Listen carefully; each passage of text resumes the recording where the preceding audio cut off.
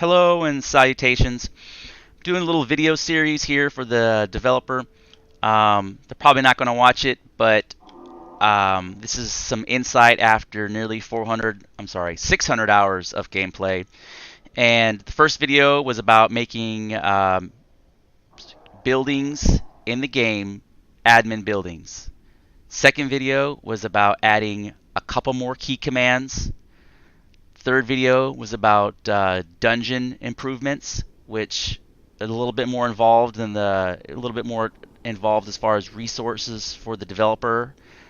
The first two would actually be significantly easy to do as far as quality of life changes. The fourth video is really easy to do, and it gives the player more insight, and it makes the thrall system and the pet system even more valuable more important than it already is. So I'm going to teleport, and so that way I can explain to the developer kind of how I came to this conclusion. So this is not where I wanted to go. I got my own server, and I was like, because playing on public servers was just too brutal. And so once I had admin rights, I started to experiment with which thralls were which and what their hit points were, just out of curiosity.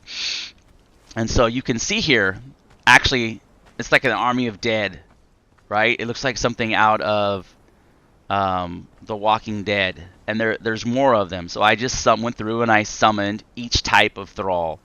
And I started looking at their hit points. I started looking at how much damage they do.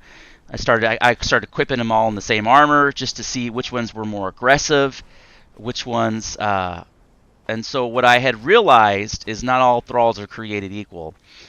And so I'm going to get this off my chest. You can summon the Conan Thrall, but he only has 600 hit points, and that is a crime in my book. Conan should be the ultimate thrall. If you have Conan as a thrall, and I realize the game isn't intended for you to have Conan as a thrall, he should have the most hit points of any other thrall, period, across the board. Okay, now that I've got that off my chest, I'm personally butthurt to find out that Conan had 600 hit points when you have this guy who's got 8,200 hit points, right? And he is not Conan. So I was offended by that. I'm joking. But so what I had come to realize is that the information that is displayed here, over here on the right side, right? It just says armor 576. It's heavy, and then he's got 8,200 hit points, and that's it. And he's got his health and his water, but that's it. And so what I had come to realize is that it doesn't matter what armor attributes you put on your thrall. It doesn't matter if it's strength, it doesn't matter if it's agility, it doesn't matter if it's encumbrance, because the amount of damage they put out is the same.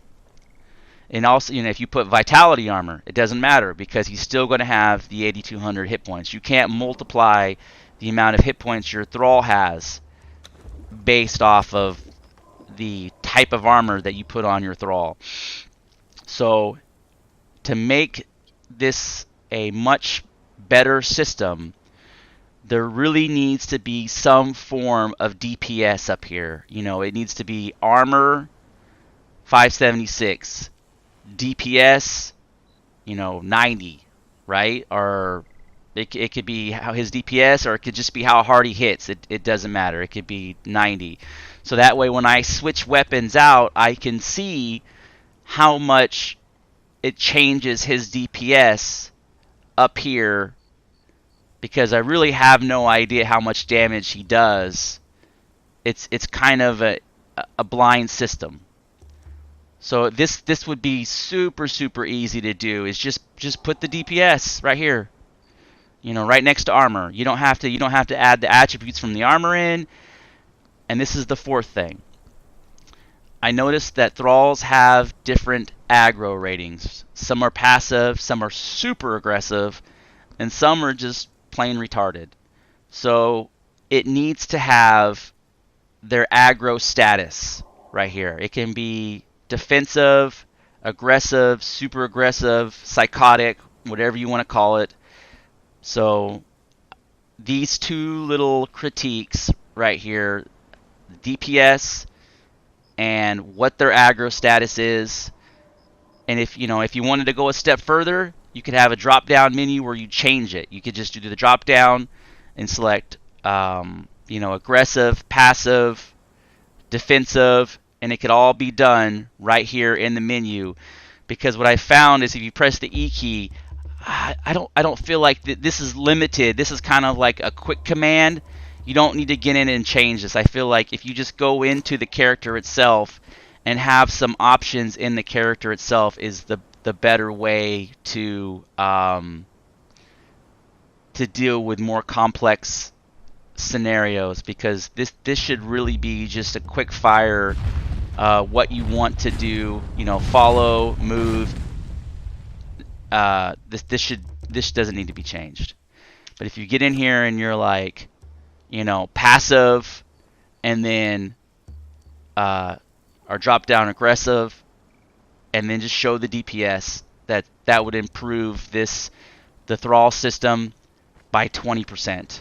It would be a huge improvement. All right, thank you for watching. This concludes my thrall quality of life improvement. That just adds a little bit more insight to the. Oh, I have one more thing.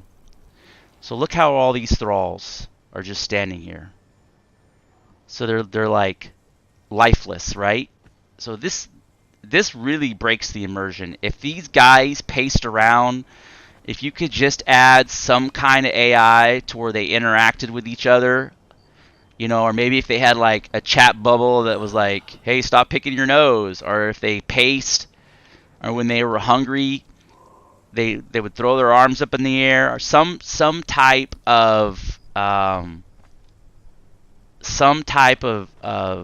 animation, instead of just being so sterile, because this has no immersion. And I realize this is kind of a foresight, like it's something that's not thought of, and maybe this increases server load. But if they just ran through a script, when they got hungry, they started acting a certain way, like maybe they started pacing around. If they're aggressive, maybe they'll throw their hands up in the air every 5 minutes. Who knows? And if they're passive, they'll just put their hands on their hips. But this just standing here, I mean, at least they roll their head back and forth, right? Like they're scanning. But this just standing here is horrible. There needs to be some. If they interacted with each other, that'd even be better. But thank you for watching. That concludes my Thrall critique quality of life improvement video.